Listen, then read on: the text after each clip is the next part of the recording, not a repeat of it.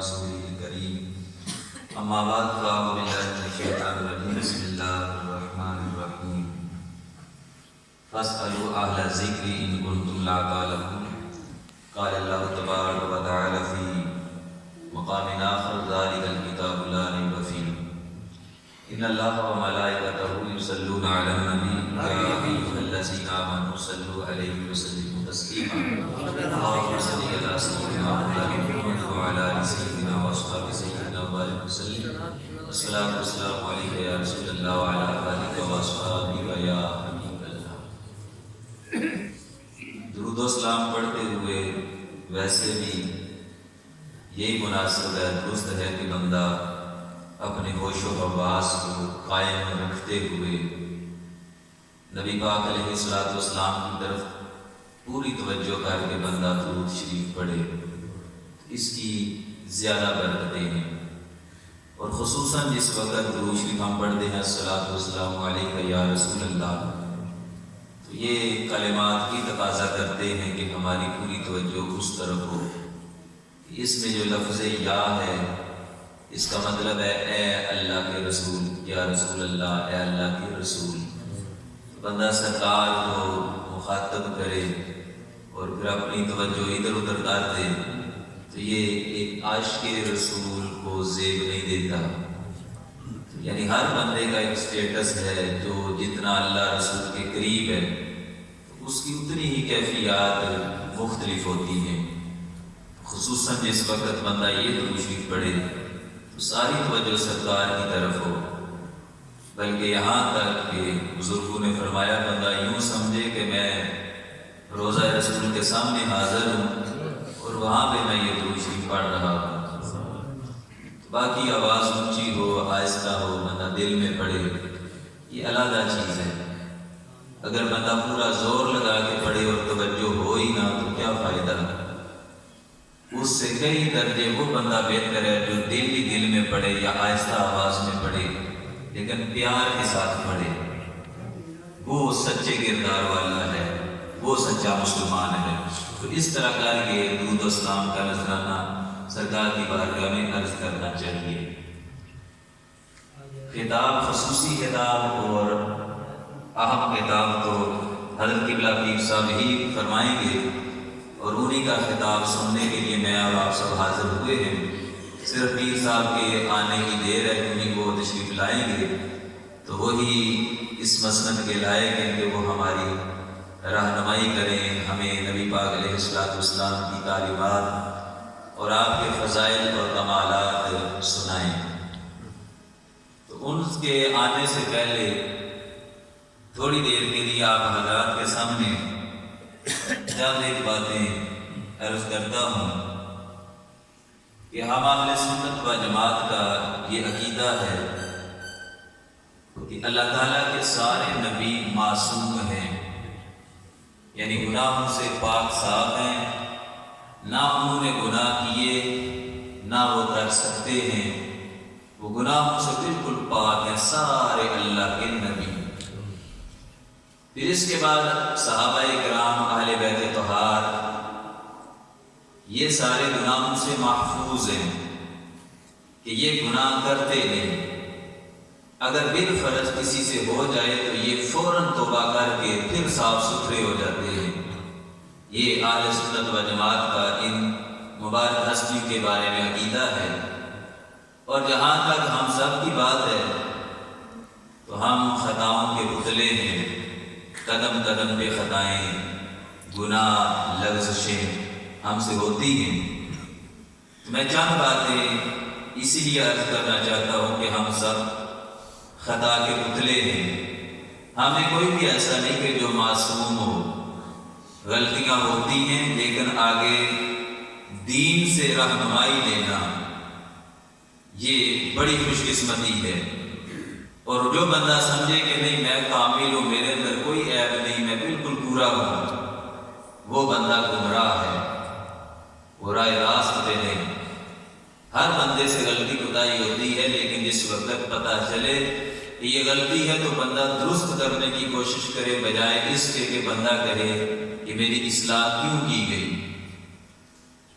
چاند ایک ہماری غلطیاں جن میں سے نمبر 1 کہ نماز کی پابندی نہ کرنا، یہ ہماری غلطی ہے۔ اگر ہم پابندی نہیں کرتے تو بہت بڑی غلطی ہے، اور اتنی بڑی غلطی کہ سرکار کا فرمان جو بندہ جان بوجھ کے نماز چھوڑتا ہے اس کا نام جہنم کے دروازے میں لکھ دیا جاتا ہے، جس دروازے سے وہ جہنم میں داخل ہوگا۔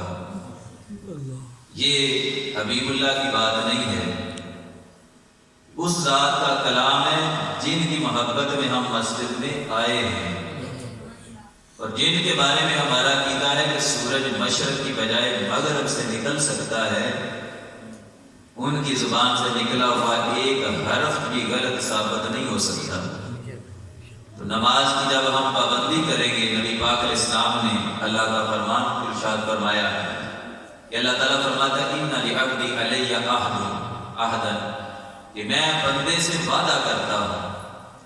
اللہ پاک فرماتا ہے میں بندے سے وعدہ کرتا ہوں ان اقام الصلاۃ لوقتها، اگر میرا بندہ وقت پر نماز پڑھے گا، اللہ عذبہ، میں اپنے بندے کو عذاب نہیں دوں گا۔ قبر میں عذاب ہے، حدیثیں بتاتی ہیں اگر بندہ گناہ کرے گا تو اللہ فرماتا ہے میں عذاب دوں گا، اسی لیے قبر سے ڈر لگتا ہے کہ بنے گا کیا، اور اللہ فرماتا ہے میرے بندے نماز پڑھ پھر عذاب نہیں دوں گا۔ تو ایسا کیسے ہو سکتا ہے بندہ 5 نمازیں پڑھے اور پھر قبر میں عذاب ہو، آخرت میں عذاب ہو؟ لیکن نماز نماز ہو، نماز ریاکاری نہ ہو۔ نماز اگر قبول ہو جائے تو نمازی کو اللہ عذاب نہیں دے گا۔ اللہ عذاب نہیں دے گا تو جو ہی بندہ مرے گا تو سرکار کی حدیث تحفۃ المؤمن الموت، موت مومن کے لیے تحفہ ہے، اور تحفہ ایک بندہ دیتا ہے تو بڑا پیارا تحفہ ہوتا ہے، اور جب اللہ تحفہ دے تو اس تحفے کے حسن کو، لذت کو ہم کس سانچے میں ڈال کے پیمائش اس کی کر سکتے ہیں؟ یعنی سوچا بھی نہیں جا سکتا کہ پھر موت میں مزہ کتنا آئے گا اگر اللہ عذاب نہ دے، اللہ پاک راضی ہو۔ آگے دوسری فضیلت اسی حدیث میں ہے، اللہ فرماتا ہے وَأَنْ أُدْخِلَهُ الْجَنَّةَ بِغَيْرِ حساب، میں نمازی کو بغیر حساب کتاب کے جنت میں داخل کروں گا۔ قیامت کا دن اللہ حساب لے گا، سوا نیزے کے سورج، زمین تانبے کی طرح، اللہ کا روب دبدبا، ہر طرف نفسا نفسی کا عالم، اور اللہ کی طرف سے آرڈر آئے کہ اس بندے کا حساب نہیں لینا۔ تو کتنی بڑی کامیابی، اور اتنی بڑی کامیابی صرف نماز پر وضو کرنا ہے، پاک صاف ہو کے مسجد میں بیٹھنا ہے، اللہ کی بارگاہ میں سر جھکانا ہے، اتنے پر اللہ بندے سے حساب ہی نہیں لیتا۔ تو آج ہم محفل میلاد میں آئے ہیں، اپنے اللہ سے وعدہ کریں انشاءاللہ آئندہ کے بعد ہم نماز کی پابندی کریں گے۔ کیوں ہم پہ اعتراض یہ میلاد کرتے نماز نہیں پڑھتے؟ تو ہم نماز کیوں چھوڑیں جبکہ ہمارا دعویٰ ہے کہ ہمیں سرکار سے زیادہ پیار ہے؟ تو ہمیں سرکار سے زیادہ پیار ہے تو ہمیں ان کے ہر فرمان سے زیادہ پیار ہے، ان کا ادب ہے، احترام ہے۔ یہ نماز تو ہمارے نبی کی آنکھوں کی ٹھنڈک ہے۔ جس وقت بندہ پکا نمازی مان جائے تو جب تک بندہ نماز نہیں پڑھتا بندے کو سکون ہی نہیں آتا، تھکاوٹ ہی نہیں اترتی۔ اس لیے پابندی کرے نماز کی۔ کاروبار میں برکت نہ ہو تو بندہ چاہتا ہے کبھی کسی کے پاس دعا کروانے، کبھی فلاں تعویذ، کبھی کسی کے پاس، جبکہ حدیث شریف میں موجود ہے جو بندہ 5 وقت کی نماز پڑھتا ہے اللہ اس کی روزی میں برکت دیتا ہے، رزق اللہ دے، برکت بھی اللہ دے۔ اور یہ سارا کچھ نماز پڑھنے سے اگر برکت مل جائے تو اور کیا چاہیے؟ جس کے پاس روزی ہے، روزی میں برکت ہے، وہ کسی کے آگے ہاتھ نہیں پھیلاتا۔ تو پتہ چلا جو بندہ پکا نمازی ہے وہ بھیک نہیں مانگتا، وہ کسی کے سامنے سر نہیں جھکاتا، اللہ اسے عزتیں عطا کرتا ہے۔ جہاں ہماری توجہ ہے کہ اوور ٹائم لگائیں تاکہ مال زیادہ آئے، وہاں پہ اگر بندہ 5 وقت کی نماز کی پابندی کی کوشش کر لے روزی بھی ملے گی، برکت بھی ملے گی، دل کا سکون بھی ملے گا، عذاب سے بھی بندہ بچے گا، حساب کتاب سے بھی بندہ بچے گا، اور بے شمار آگے اس کے فضائل ہے جب بندہ 5 وقت کی نماز کی پابندی کرتا ہے۔ بندہ اگر حرام کماتا ہے تو وہ 1000 دے کے بھی میلاد کی دے، کیا فائدہ؟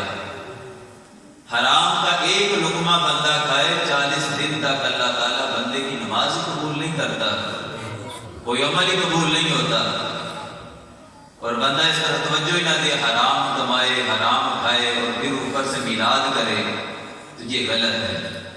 جو نبی پاک صلی اللہ علیہ وسلم کا عاشق ہے، سرکار کا غلام ہے، وہ موت کو پسند کرتا ہے لیکن کسی کا حق مارنا پسند نہیں کرتا۔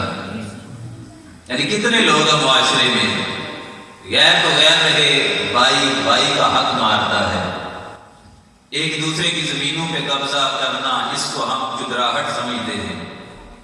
جب تک یہ چیز نہ ہو ہماری عزت نہیں بنے گی، یہ عزت نہیں، بے عزتی ہے، یہ راہ ہدایت نہیں، یہ جہالت ہے۔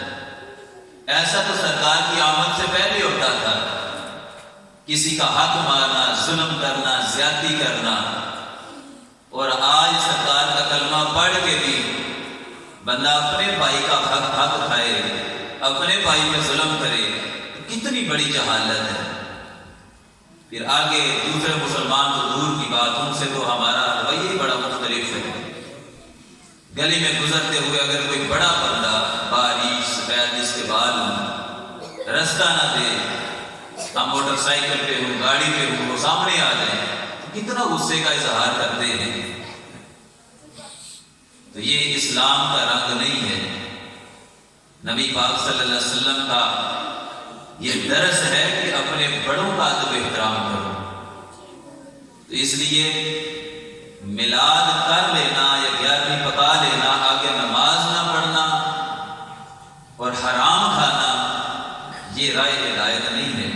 اس طرح بندہ کامیاب نہیں ہوگا، بلکہ اللہ کی پکڑ میں بندہ آئے گا۔ تو درس ہے میلاد شریف کا کہ جن کے ذکر میں، جن کی محبت میں بیٹھے ہیں، ان کی تعلیمات پر بھی عمل کریں، حلال کمائیں، حلال کھائیں، کسی کا حق نہ مارے، کسی پہ ظلم زیادتی نہ کرے، اور اپنے بڑوں کا ادب احترام کرے۔ آپ جانتے ہیں کہ بندہ اگر گھر میں اپنے باپ کو آنکھیں نکالتا ہو، تڑیاں لگاتا ہو، غصے ہوتا ہو، اور مسجد میں آ کے بڑے نعرے مارے، تو کیا فائدہ اس کو نعرے مارنے کا؟ وہ اپنے نبی کا با وفا امتی نہیں، بے وفا ہے، وہ سرکار سے پیار کرنے والا نہیں ہے، بلکہ وہ گمراہ ہے۔ میلاد اسی کا قبول ہے جو اپنے باپ کو دیکھے تو اسے سکون آئے، جو اپنی ماں کے پاؤں دبائے، جو ماں باپ کے سامنے سر اٹھا کے بات ہی نہ کرے۔ اصل میلاد اس کا ہے، اور اصل کامل مومن مسلمان وہی بندہ ہے جو ماں باپ کا ادب احترام کرتا ہے۔ تو ماں باپ کا ادب احترام لازمی ہے، اگر ادب احترام نہیں کریں گے تو یہ نعرے مارنے کا پھر کوئی فائدہ نہیں، پھر جھنڈے جھنڈیاں لگانے کا، لنگر کا اہتمام کرنے کا کوئی فائدہ نہیں ہے۔ نبی پاک صلی اللہ علیہ وسلم کی آمد سے پہلے جس کا باپ فوت ہو جاتا وہ اپنی ماں سے نکاح کر سکتا تھا، بلکہ اولاد میں سے جو بڑا بھائی ہوتا اس کے حصے میں ماں آتی، وہ چاہے خود نکاح کرے یا کسی دوسرے بھائی کو دے دے، نکاح میں ماں۔ اور پھر ماں کو گھر سے نکال بھی دیا جاتا، اگر کوئی نکاح نہیں کرنا چاہتا وہ گھر سے نکال دیتا، ماں جدھر مرضی جائے۔ اور بعض لوگ ماں کو جا کے منڈیوں پہ بیچ آتے، ماں کو منڈی میں بیچ آتے۔ یہ سرکار کا فیض ہے کہ آپ پالتو جانور ہو جسے بندے نے بڑے پیار سے پالا ہو، بندہ اتنی جلدی اسے بھی نہیں بیچتا۔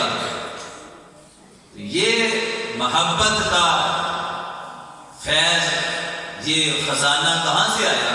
یہ فیض ہے ہمارے نبی صلی اللہ علیہ وسلم کا کہ وہ آئے تو جانور سے اتنا پیار ہو گیا کہ جانور کو بندہ بیچنے کی طرف نہیں آتا جب شدید مجبور نہ ہو جائے۔